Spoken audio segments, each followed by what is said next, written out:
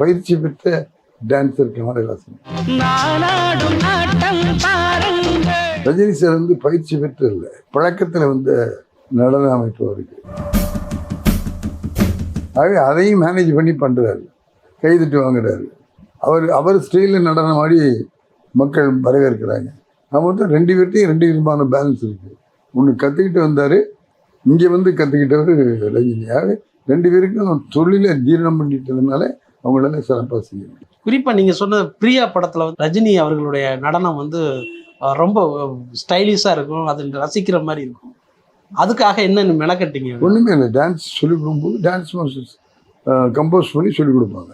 அந்த கம்போஸ் பண்ணி சொல்லிக் கொடுக்குற விஷயத்த மனசில் வாங்கிட்டு அவங்களுடைய அடிஷ்னல் இந்த ஸ்டைல் இருக்கு பாருங்க, அதை சேர்த்துக்கிட்டு அந்த டான்ஸ் மாஸ்டருடைய நடனத்தையும் இவருடைய ஸ்டைலையும் சேர்த்து போகும்போது அது சூப்பராக அமைஞ்சிருக்கும்.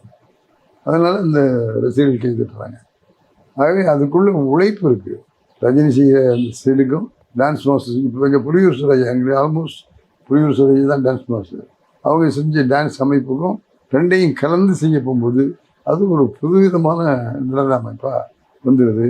அந்த புதுவிதமான நடன அமைப்புக்கு மக்களிடத்தில் வரவேற்பு.